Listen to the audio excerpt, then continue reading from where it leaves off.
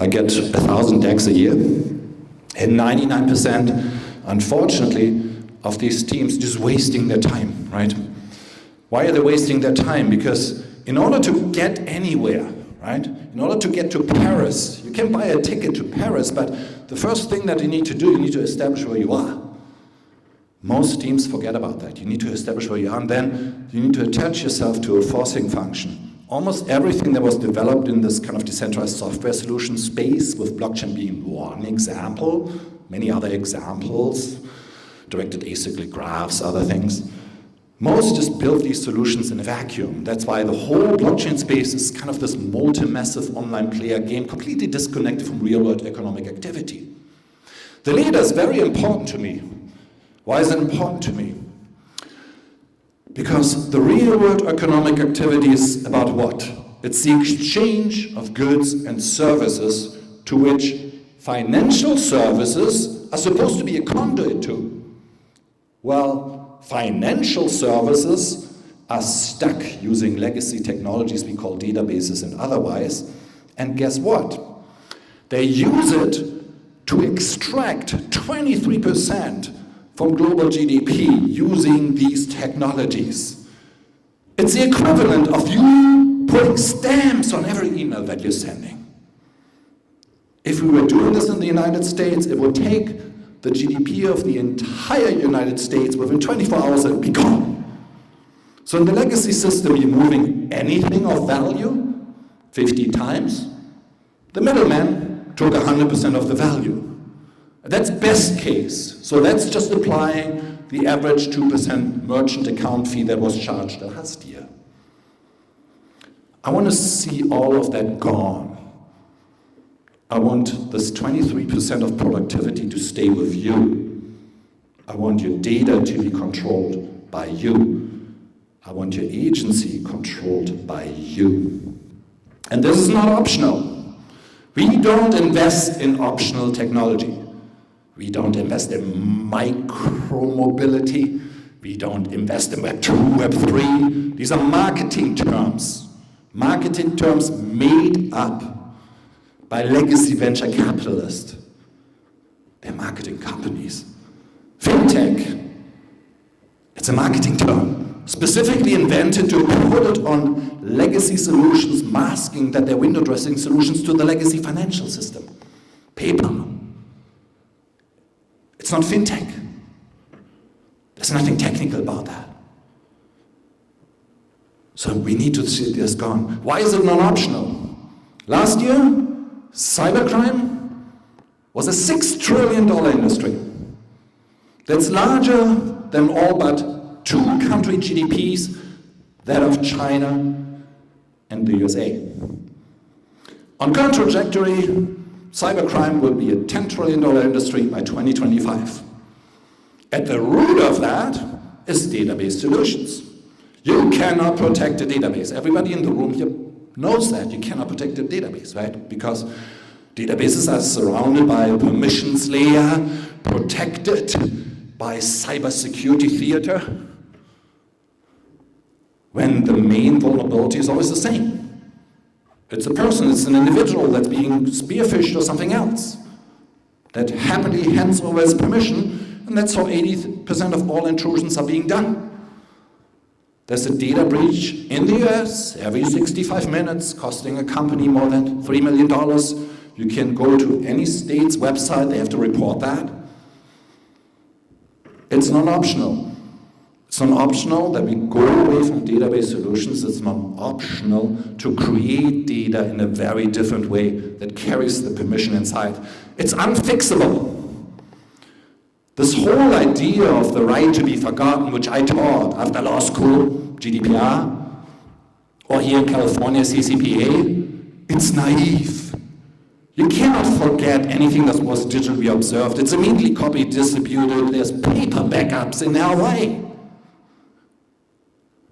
So the correct request is always the same. As a human being, as an individual, you have the unalienable right not to be surveilled. Just the knowledge that you're being surveilled is changing your behavior. It's a human rights violation. We have the technology to fight that, and fight it we must. It's completely and utterly non-optional. This is the end of my talk, and I take questions.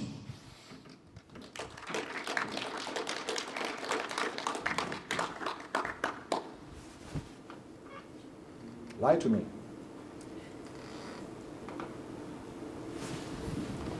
Do you have another one? Or we go back and forth? Can you start? I'll use this one, okay. Hello. Okay, awesome. Okay, so you mentioned Bitcoin and sort of data and stuff, and Bitcoin's very data rich, right? So how would you entirely move people to use blockchain to use sort of like immutable data sources and implement them into the real world? Okay. Everybody can hear that? Okay. Cool. So I'm gonna have to simplify that. I give a 90-minute speech about that. But so there's two things. So you have to delete essentially all databases. And you can force these individuals that maintain these databases to do so using the weapons of regulation and then attach technologies to that. There's no database out there that doesn't have what we in our parlance call toxic data. So toxic data is data that this company, this person should have never had in the first place. They have been using it in a false way. They have been using it without your permission. They copied it, sold it, whatever it is. There is no database out there that doesn't have toxic data in there. We are specifically asking startups to develop solutions to follow these. I just talked to a good friend of mine, and they are developing solutions for location-aware data where they can identify if and where there was a miner involved, and they actually kept track of that EMI and so forth. And these penalties are very, very, very severe.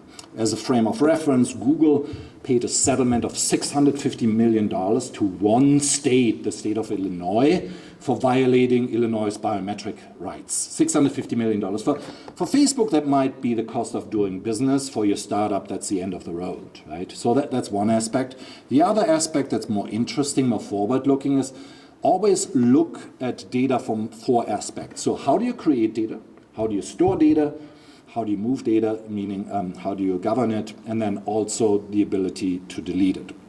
So if you look at the legacy system and translate this to real-world economic activity, there's two options. Either you have a device, right? So you're making a widget, and your widget maker is creating the digital clone for that widget. And then if, when, where that widget enters the supply chain, I pass on that digital clone. That's an example that we made in one of our meetups 7 years ago, and now we're finally starting to see this in the real world. So in as much as that cannot be done because that thing already exists and you need a person to onboard this, well, at that point in time, you need to be able to rate this person's persona. Again, there's a lot of very precise language around this. A persona is essentially just data in a system that you and you alone control, whereas a profile is that data plus whatever system you're engaging with, and it attaches to that. So I'll give you a Mickey Mouse example. You all have used things like Fiverr and gig economy sites. So you're not making a payment or a transaction with a person, right? You're making a transaction with a persona, and you're making it based on the fact that you see, oh, this persona did this particular activity 1,500 times, and 1,500 times people gave that persona a 5-star rating. It's probably okay if I sent him my $10 to get my video edited, right? So that's another element. So we need massive amounts of these type of, let's call them loosely, rating systems. It's from a legal language, we're working on a very large legal engineering library. I'm working formal legal engineering curricula as well. So you need to actually learn all these particular terms at some point in time if your app wants to engage with real-world economic activity, and if there should be at some point in time nation-state enforcement mechanisms be attachable to it. In simple terms, if I send you a Bitcoin and you send me a cryptocurrency, I can do everything in code, everything is digitally native, and I can create smart contracts that enforce that. But if I send you a Bitcoin and I expect a tabby back, a real-world breathing cat, and it doesn't come, I can't show a court of law my QR code and say David didn't send me my tabby, right? It doesn't work. You need to take this into account.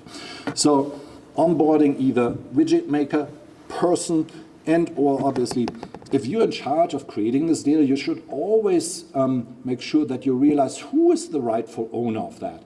And in most situations, if you're providing an application, you should never take custody of personal identifiable data. So what do I mean by that? As you guys probably know, Ethereum tried to build this universal computer, sort of misguided as kind of an overlay of something else. But there will be decentralized compute, decentralized storage, and decentralized bandwidth, and we're seeing actual protocols. So again, blockchains and protocols, the applications, we're seeing actual protocols being developed for that. What's my point? If you're selling these particular commodities, bandwidth, storage, compute, don't duplicate the mistake of the past. Don't create account-based systems. You're the new middleman. You're the custodian. You are now creating that risk for that individual that just wants to buy a commodity. Right? So now you are the one that might be getting a subpoena because that particular environment that you instituted your service in frowns about certain transactions, certain individuals.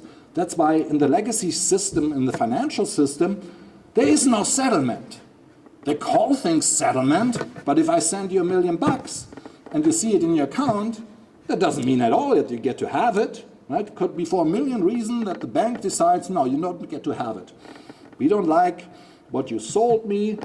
We don't like me. We don't like a whole lot of things that you don't have any influence or insights over. Right? So you don't want to create that friction. So the TLDR, the too long to read, is always the same. Don't custody personal identifiable data. Don't custody anybody's assets. You're the new middleman. A lot of times people say DLTs are blockchains. That's bizarre. The Bitcoin white paper never mentions the word ledger for a reason, right? Ledger is not a controlling component of that application, obviously. It's an element of that encryption. It's timestamped encryption in a particular way. Blockchain technology is a particular type of encryption. Did this answer your question? Keep asking, I keep answering. Okay, I guess, I'm in the Ordinals space too, and sort of like, I'm not sure if you're aware of Ordinals, but do you see the potential of Ordinals kind of helping out mitigate this kind of issues with data and sort of even allowing DeFi protocols to be developed on Bitcoin? Start with the beginning, I missed it. Ordinals. Ordinance? Yeah. It's entirely irrelevant. Okay. I mean, I don't have to tell anybody in the room here that Bitcoin has a lot of limitations. Some of them are unfixable at this point in time. But again, I'm a big fan of Bitcoin. It's a symbol of free speech. It should exist. Everybody should own it. From a technical perspective, yeah, we got much better solution now. Again, a blockchain has this tiny, tiny implementation framework. The only reason to use a blockchain is to build a digital vending machine, an Exabo, right? So what's a digital vending machine? In the real world, a vending machine, you approach it, you pick the candy or the other item that you want, you put in a coin, you push a button, it comes out, you take it, no one needs to see your passport, right? That's the only thing that you should create using a blockchain, the absolute only thing. Don't use a ledger, don't do transactions. The idea that you have a blockchain explorer that records transactions is utterly bizarre. There are no transactions. If there are transactions, you invalidate the herd immunity of your application. You're done. You can start over. You're uninvestable. Blockchains are state machines. You're changing control over a set of bytes from one control address to another. That's it. If you're attaching some metadata to that, that's then publicly available, you're ending the herd immunity. Your objective is the opposite. Right? Your objective is to free these bytes and provide David, or whatever his name is here, with property rights to this bytes. It's a control mechanism. Most projects don't understand the difference between the function and the use cases, right, of particular technologies. A very simple technology is a hammer, right? A hammer always does the same thing. It centralizes centrifugal force.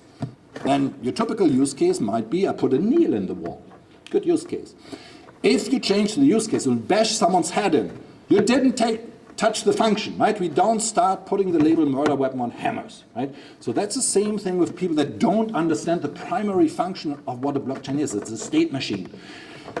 If you see transactions, again, you're assigning additional values to that because I could just change the state of a certain byte basically from my left pocket to my right pocket, right?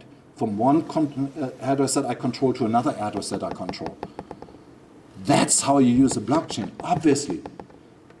you're completely voiding its censorship resistance. You're creating, best case, you're creating a prisoner's dilemma where the person that you're sending something to has a gun to his head and he is, quote unquote, de-anonymizing you and tells that evil person on the other end, well, we should go after them. Which, by the way, this is how we're using the legacy system today, what we call KYC, Know Your Customer, anti-money laundering, is killing people on a daily basis. This is not hyperbolic.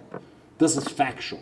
Right? And if you're doing the same, if you're basically using a blockchain to create a new ledger, you're doing worse. You're creating a mutable record out of that. There is no privacy on that, on Bitcoin, obviously.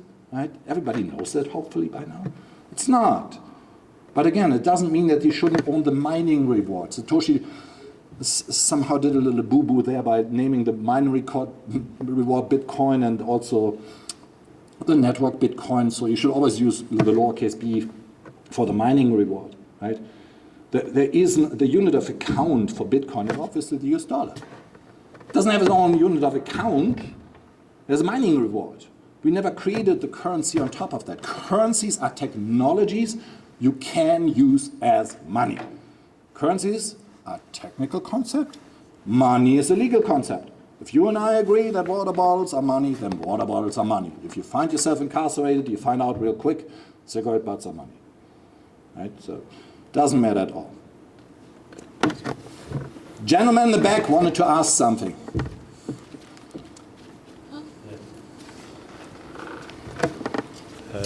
Thank you for your thank you for your talk. I would be curious to know how you would approach doing something like, for example, what Google does or what these others do in terms of database solutions, which require a large amount of scale. Because one of the things is, for example, if you were to traverse the World Wide Web, there are many, probably tens of billions of web pages, maybe more.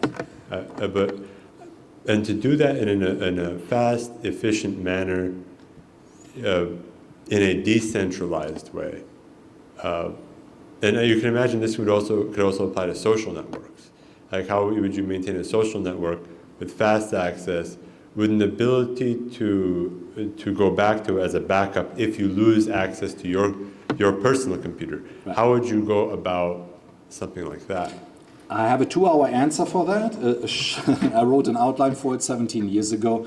The simple explanation there is 99.999% of information on the World Wide Web is irrelevant to you, right? So if I present you information in a language you don't speak, it's irrelevant to you. If I present you with information in a language that you speak, but you don't have the particular jargon of this particular subset, biology, whatever it might be, right? By the way, there's only one science, it's physics, there's only one language, it's math, everything else is a derivative.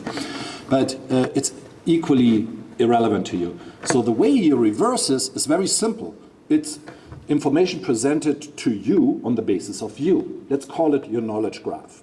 So the only way that you learn is to acquire something that's slightly beyond what you already know, right? You don't make leapfrogs. You don't all of a sudden understand all of biology. You have to learn the language of biology. So what's my point? So all the information that you should start out with is way more important as a filter applied to the digital landfill that you call the World Wide Web than the garbage that Google is pushing on you. So what we need to do in practical terms is reverse the paradigm, meaning we create a pull model. And we're thankfully starting to see this, and partially there's a forcing function through new interfaces, right? I don't expect that I talk to an AI. By the way, there's no such thing as an AI, that's a nonsense term. But if I talk to a personal agent and ask it, okay, what's the best restaurant? I don't expect it to say, well, Yelp says, and let me play you this ad first, right? It should filter this answer based on me, based on the fact that I don't eat certain things and I like others, right? Which is something that not Google should store, which is something that you should hold control over and disseminate and share if, when, where that is useful to you. And again, I can go on for 2 hours about that, and we can have a separate discussion. Okay, do you have your paper and do you have your talk? Yeah, if you just Google my last name, you'll find most of it. It's pretty easy. I've been publishing on the World Wide Web for way too long before people called it that. So just look for K. Meyer. And if you find my homepage, it has an outline of the architecture and why. Thank you.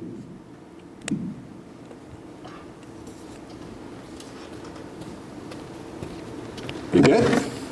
Any more questions? Thank you. Thank you, Christian, for the inspiring and informative speech.